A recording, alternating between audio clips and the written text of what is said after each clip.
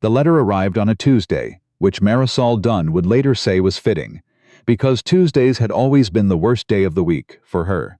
She'd been standing at the kitchen sink of her sister's apartment in Lubbock, washing the same coffee mug for the third time without realizing it, when Daphne dropped the envelope on the counter beside her elbow. Marisol looked at it. Return address, Cutter's Bluff, Montana. She didn't know anyone in Montana. It came certified, Daphne said. You had to sign for it last week, don't you remember? She didn't. The last 6 months had made a lot of things disappear from her memory like smoke. She dried her hands on a dish towel and opened it. The letter was from a lawyer named Prudhomme. 3 paragraphs, very formal. It informed her that her late father, the man she had not spoken to in 11 years, had left her something. Not money, not the apology she'd given up waiting for. He'd left her a parcel of land outside Cutter's Bluff, 40 acres and a house that, according to Mr. Prudhomme, needed some attention. Marisol read it twice. Then she set it on the counter and went back to washing her mug. Well? Daphne asked. I don't know yet, Marisol said. But she did know. She knew the way you know a storm is coming before the sky changes color.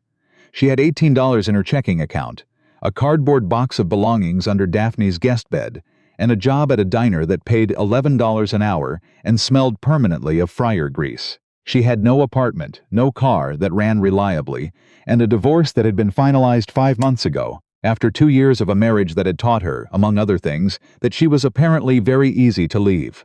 40 acres wasn't salvation, but it was something, and something right now was more than she had.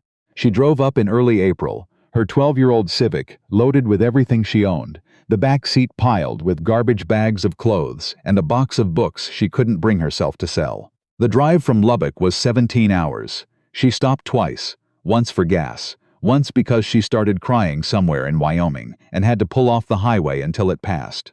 She told herself it wasn't grief. She hadn't grieved her father in any conventional sense. What she felt was more complicated than that, a kind of mourning for the relationship they'd never had, the version of him that existed only in the first 5 years of her memory, before everything went wrong. She was crying for a man who had never quite existed. That seemed about right. Cutter's Bluff was smaller than she expected. A post office, a hardware store, a diner with a hand-painted sign, a gas station that also sold fishing licenses. The mountains behind it were enormous and indifferent. She drove through the main street in less than 2 minutes and came out the other side, feeling like she'd blinked and missed something. Mr. Prudhomme's office was above the hardware store. He was older than his formal letter had suggested, white-haired and slow-moving, with the careful manner of a man who chose his words like he was paying by the letter. He gave her the deed, the keys, a hand-drawn map to the property, and a single piece of advice. Your neighbor to the east is a man named Cade Sutherland, he said. He's had use of the east pasture for 3 years under an informal arrangement with your father. I'd recommend speaking with him sooner rather than later. What kind of arrangement? He folded his hands on the desk. Cade's not an unreasonable man, but he's not a particularly flexible one either.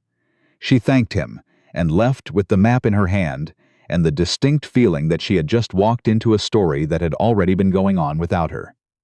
The house needed more than some attention. That was the first thing. The porch railing was rotted through on the left side. 2 windows on the ground floor were covered in plastic sheeting from the inside. The kitchen had a leak under the sink that had clearly been dripping long enough to warp the cabinet floor. The water heater was older than she was. The roof, she would discover later, had a soft spot above the back bedroom that she had to put a bucket under when it rained. But the bones were good. She could see that. The walls were solid, the floors were hardwood under the dust, and from the kitchen window she could see straight out to the hills, blue and gold in the late afternoon light, and something in her chest loosened for the first time in longer than she could remember. She slept on the floor that first night, on a sleeping bag she'd borrowed from Daphne, and listened to the silence.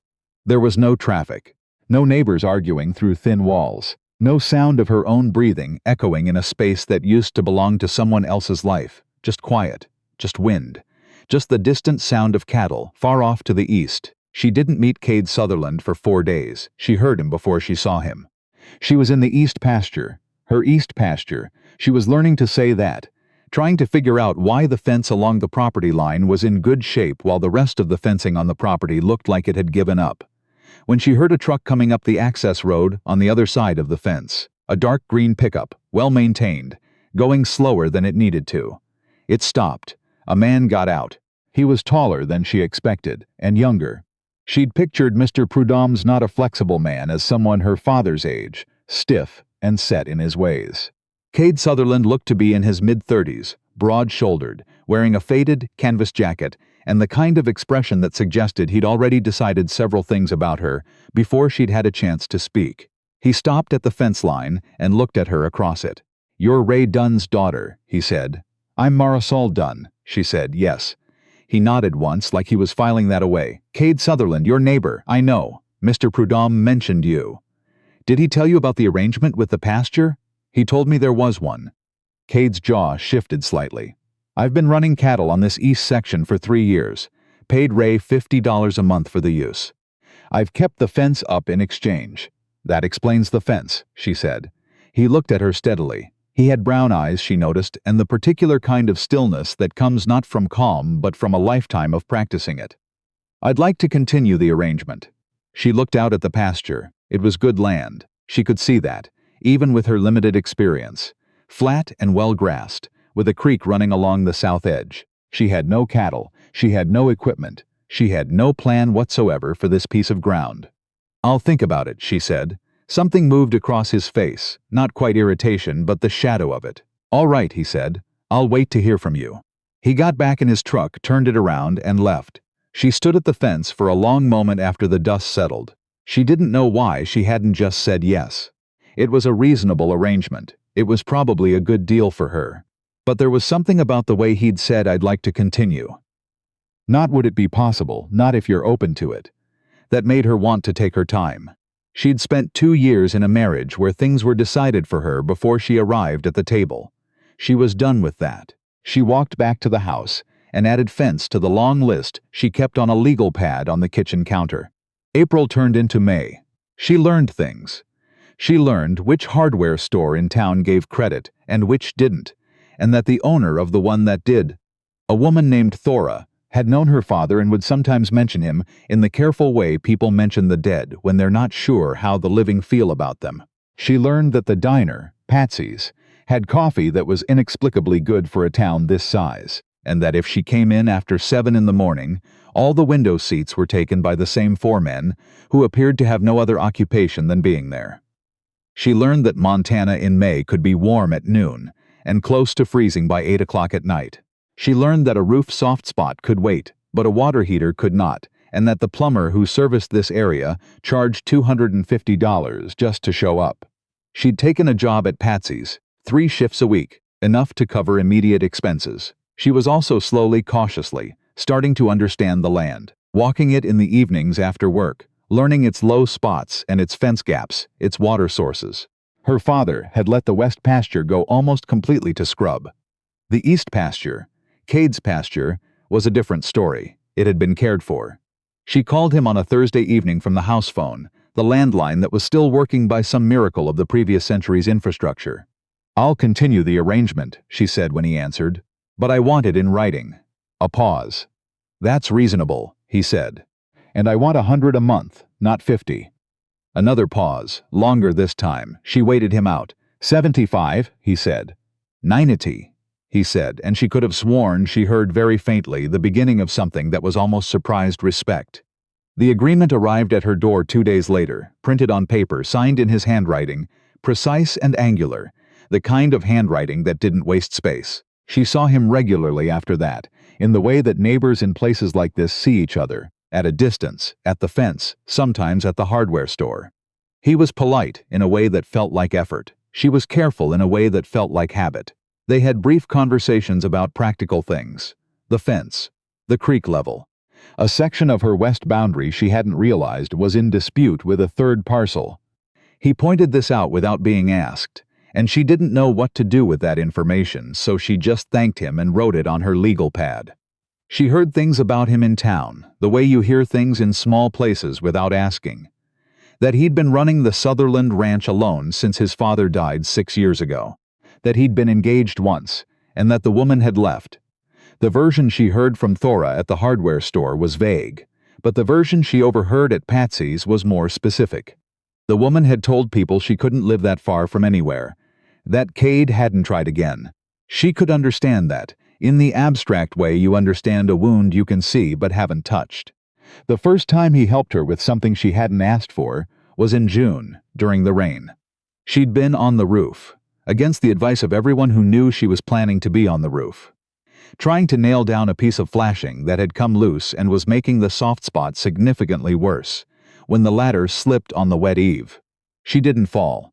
She grabbed the ridge cap and hung there for a moment that lasted approximately 100 years, the ground 15 feet below her, the rain coming sideways, and then somehow got herself back to the ladder and down. She was sitting on the porch steps with shaking hands when she heard his truck. He parked and walked up without speaking. Looked at the ladder, looked at the roof, looked at her. "I didn't fall," she said. "I can see that." He sat down on the step beside her, not close, just there. "You want to tell me what you were doing up there?" "Fixing the flashing in the rain. It was only drizzling when I started." He was quiet for a moment, then, "I can send someone. I use a roofer out of Billings for the equipment shed. He's reasonable. I don't need. I'm not offering charity," he said, flat and simple. "I've got cattle in your east pasture. If your house falls down, it complicates the arrangement." She looked at him sideways. He was looking out at the rain. "All right," she said. He sent the roofer. The roofer fixed the soft spot and the flashing and also found a second problem she hadn't known about, and the bill was lower than it should have been, and she suspected Cade had something to do with that, but she didn't ask and he didn't say. Summer in that part of Montana had a particular quality. The light lasted so long it felt like the day was reluctant to let go. She started waking earlier, pulled out by the sunrise before her alarm, and spending the first hour of morning on the porch with coffee, watching the hills change color. She was putting the west pasture back together. Slowly, with help from a YouTube rabbit hole of fencing tutorials and one very patient old rancher named Orville Bassett, who had the property 2 miles north and seemed to find her questions more entertaining than annoying.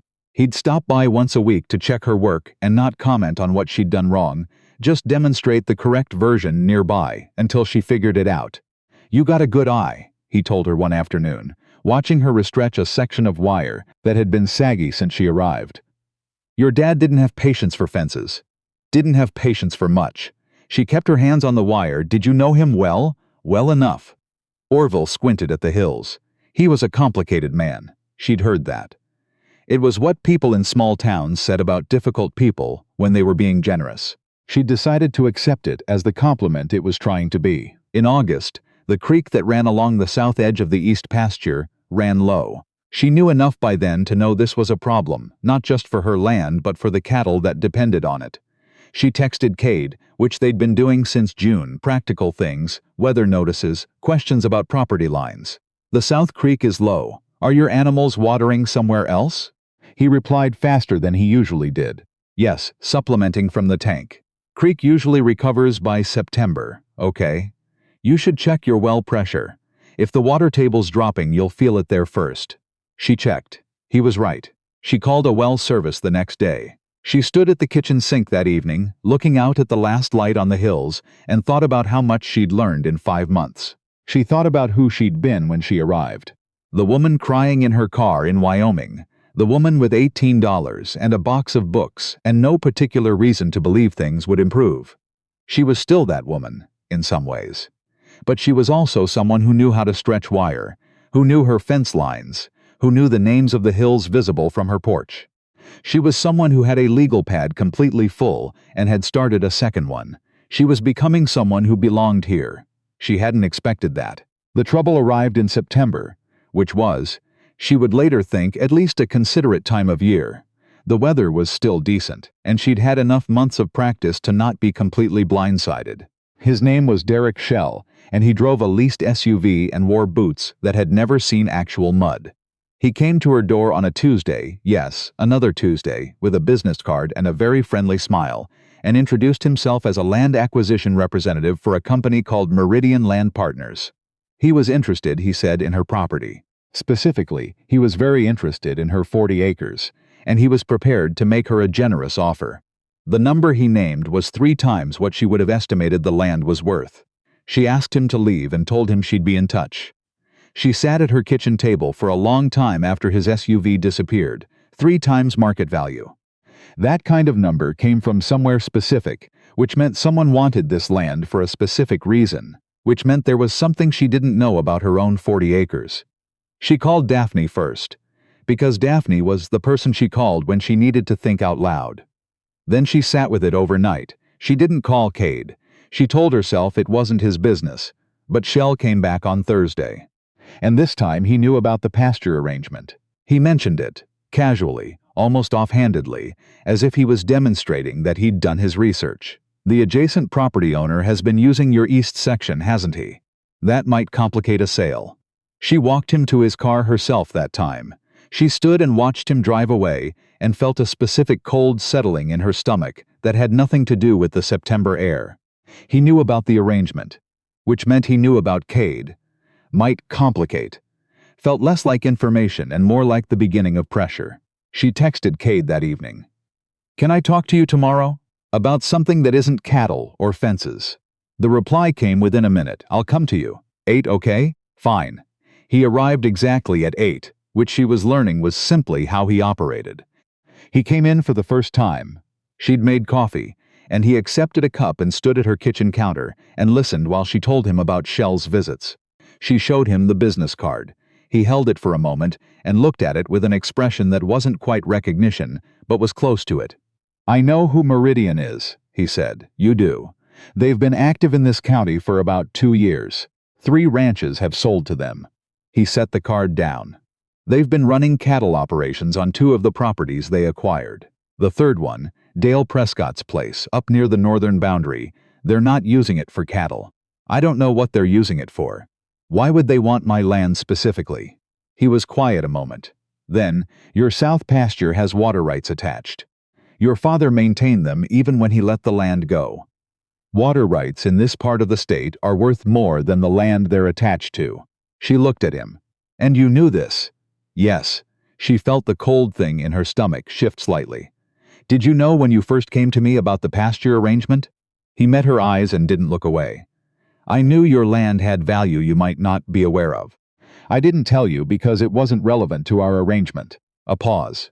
"That was probably wrong of me." She appreciated that he said probably and not maybe.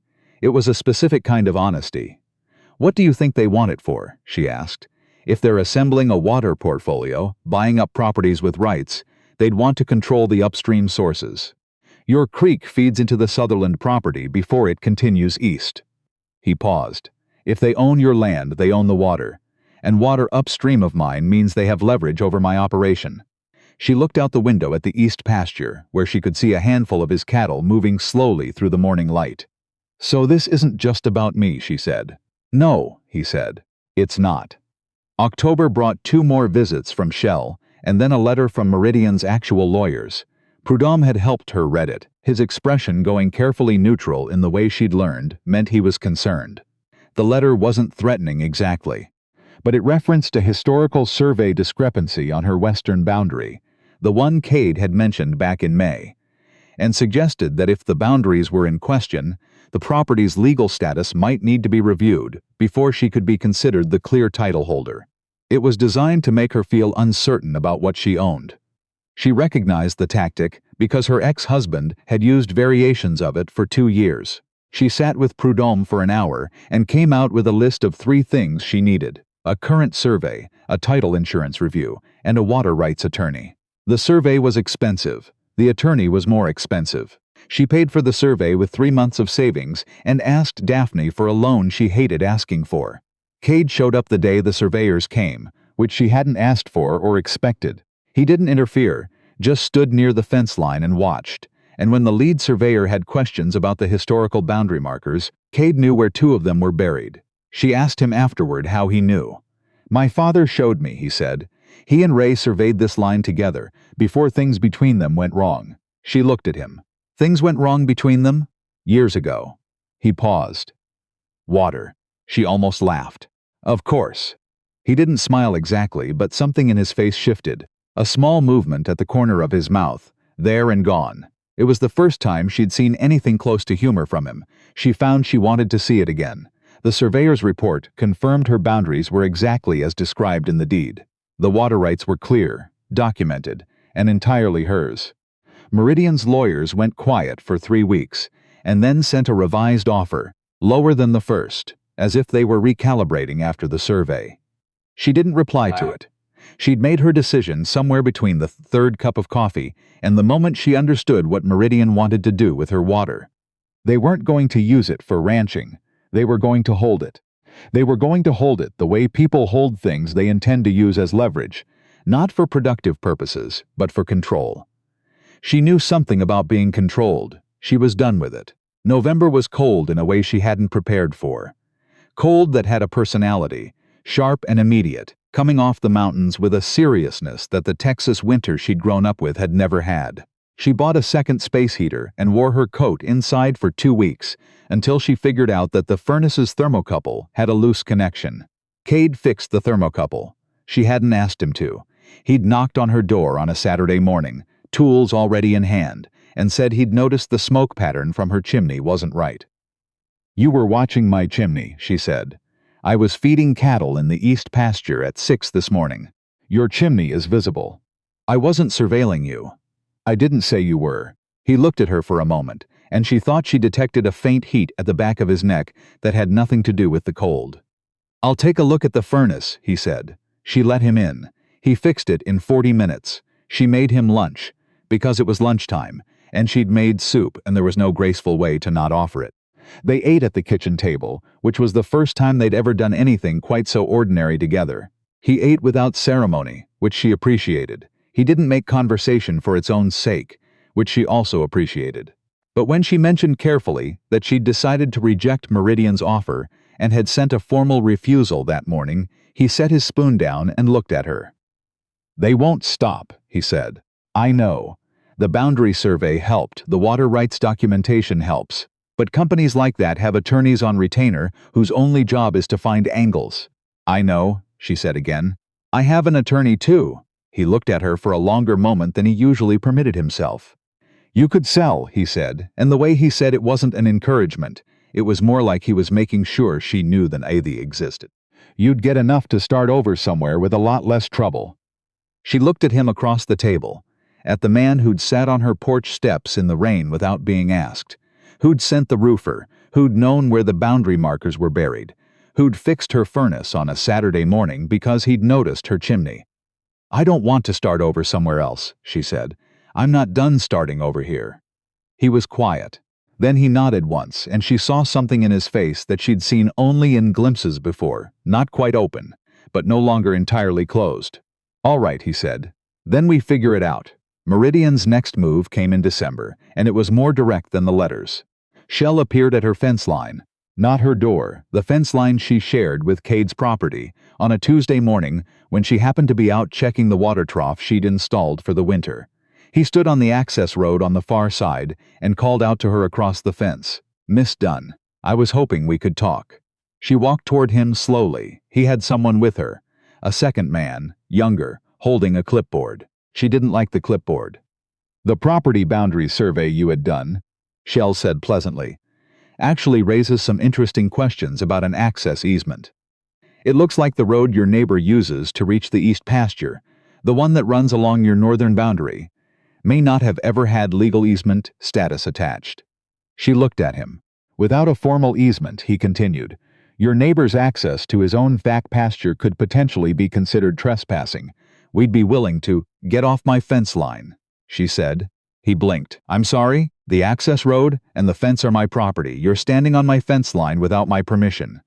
She had her phone out. "I'm going to count to 10. She didn't reach 10. He left. She was shaking by the time his SUV disappeared, but she was also already dialing Cade. He answered on the second ring. She told him exactly what Shell had said, every word she could remember while she walked back toward the house. "An easement," he said. "He said it might not be legally documented." She heard him exhale slowly. "My father and your father put that road in together, in 1987. I have the photographs. I don't know if I have the paperwork." "Find the paperwork," she said. "I'll look tonight, Cade." She stopped on the porch. "They're going after you now too. Not just my land, they're trying to threaten your access to pressure me into selling. You understand that?" A pause. Yes, he said. I understand what they're doing, so this isn't just about cattle or fences or even water rights anymore. No, he said. I guess it isn't. She sat on the porch step, the same step where she'd sat after the roof incident, shaking in the rain. The mountains were white now at their tops, and the sky was the particular gray-blue of a Montana December afternoon, going dark early, going cold fast. I need you to be honest with me, she said. About the water rights, about everything you knew when I got here. Because right now I'm going into a fight, and I need to know exactly what ground I'm standing on. He was quiet for long enough that she thought the call might have dropped. I knew the water rights were valuable, he said. I knew Meridian had been acquiring land in the county. I figured someone would approach you eventually. I thought. A pause. I thought you'd sell and leave, like most people who inherit land they don't know. And the water rights would end up with whoever bought it, and that would be a problem I'd have to deal with then. She absorbed this. I didn't help you because I was a good neighbor, he said. Not at first. I helped you because having you stay, and managing your land well, was better for me than having Meridian get it. And now? She asked. Now it's different. She looked out at the east pasture, dim in the fading light. How is it different? You know how it's different, he said. She did. She just wanted to hear him say something close to it. I'll find the easement documents, he said, and whatever else they try, we'll find that too. Such a small word. She'd been alone in various configurations for most of her adult life, alone in a marriage that was worse than solitude, alone in Daphne's guest room, alone in a house that needed everything. The word landed differently than she expected. Okay, she said. Start looking tonight. He found the easement documentation in a locked box in his father's office, under insurance papers from 1991. It was a handwritten agreement, witnessed and notarized, signed by both their fathers on a spring day in 1987, when, apparently, Ray Dunne and Walter Sutherland had been able to sit in the same room and agree on something. Cade photographed every page and sent them to both of their attorneys before 9 o'clock that night. Meridian's lawyers went quiet for 2 weeks. When they resurfaced, it was with a third offer, again lower, again more urgent in its framing. The letter mentioned a January deadline, which Prudhomme reviewed with her and told her was not legally binding in any way. She sent a brief refusal. Shell did not come back to her fence line. She didn't think they were done, but they were quieter. Christmas came and went quietly. Daphne drove up for 4 days and seemed alternately impressed and deeply concerned, which was Daphne's normal register for anything Marisol did. Orville Bassett brought over a pie. Patsy, from the diner, sent a card. Cade left a bag of firewood on her porch on Christmas Eve. No note, just the wood. She sent him a text. Thank you for the wood. His reply, Merry Christmas, Marisol. It was the first time he'd used her name in a text message. She stood in her kitchen and looked at it for longer than was reasonable. In January, there was a meeting at the Cutters Bluff Community Center, not about Meridian specifically, but about land use in the county, a zoning review that several people suspected was connected to outside investment interests. Marisol went because Prudhomme told her she should, and because she was starting to understand that her 40 acres were not an isolated thing but a piece of something larger. Cade was there. They sat in the same row by accident or not by accident. She wasn't certain anymore which of their collisions were accidental. Afterward, standing in the parking lot in the cold, he said, There are 4 more properties they've been circling. Prescott's neighbor to the east, and 3 smaller parcels up near the ridge line. Are those owners aware? 2 of them are, 1 isn't. Can we tell her? He looked at her sideways in the parking lot dark. We, he said. You started it, she said. Fair enough. He looked out at the dark main street of Cutters Bluff, quiet at 8:30 on a Wednesday night. Yes, we can tell her. They drove together in his truck to a farmhouse 12 miles north, where a woman named Beverly Ostrander had lived for 40 years and had no idea someone had identified her water rights as a potential acquisition. It was 9 o'clock at night. Beverly opened the door in a bathrobe and looked at them both, with the specific expression of a woman who had opened her door to unexpected visitors before and had opinions about it. This better be important, she said. It is, Marisol said. I'm sorry for the hour. My name is Marisol Dunne, Ray's girl? Beverly looked at her for a moment, then at Cade, then stepped back from the door. Come in then, coffee's still on. They stayed for 2 hours. Beverly had her own attorney by the end of the week. February was when things shifted. not in the way Marisol had been bracing for. No more letters, no more shell at the fence line, but in a quieter way, almost imperceptible until she looked back at it from a distance. She and Cade had a routine now, twice a week at the fence line to check the cattle. A standing text thread that had long since stopped being only about the land. He'd started a renovation project on an outbuilding on his property, and she'd started finding reasons to walk that direction on her evening rounds, and sometimes they talked for 20 minutes over the fence about nothing at all. The weather, the county meeting, what Orville had said, a book she was reading. She was afraid of it, a little. She'd trusted something like this before, and been wrong in ways that had cost her 2 years, and most of her sense of herself. She wasn't sure she trusted her own judgment, but she also knew that what she felt standing at that fence line was not the same as what she'd felt at 26, young and optimistic and willfully blind. This was something arrived at slowly, earned the way the land had been earned, by showing up through the hard parts, by being honest when honesty was inconvenient, by fixing the furnace on a Saturday morning because you noticed the chimney. She didn't say any of this, neither did he, but it was present in everything, the way certain things are present before anyone acknowledges them. On a Saturday in late March, almost exactly a year since she'd first driven through Cutter's Bluff in a loaded Civic, Cade drove up to her house with something in the bed of his truck. She came out on the porch and looked. Lumber. A considerable amount of it. "What is that for?" she said. He came up the porch steps and looked at the railing, the rotted left side, the one she'd been jury rigging with wire since she arrived. "The porch railing needs replacing," he said. "I know that, it's on my list. It's been on your list since April. I've been busy." He looked at her and there it was again, that thing at the corner of his mouth, fuller this time, unhurried. "Yes," he said. "You have." She looked at him standing on her porch in the March light, the mountains behind him still white at the tops, but the valley already going green, the grass coming up along the fence lines. The east pasture was full of his cattle, the west pasture was hers again, all of it fenced and cleared and maintained. The legal pad on her counter was 3 volumes long now. "Cade," she said. "Yeah, I'm not going anywhere." He held her gaze for a steady moment. "I know," he said. "I just wanted to say it out loud, for both of us." He nodded slowly. Then he turned and looked out at the land, her 40 acres butted up against his hundreds, the creek running along the south edge, the hills rolling away in every direction. "It's good land," he said. "It is," she agreed. He picked up his tools and started on the railing, and she went inside to make coffee, and the morning moved around them both, easy and ordinary, which was, she had come to understand, the thing she had been looking for all along.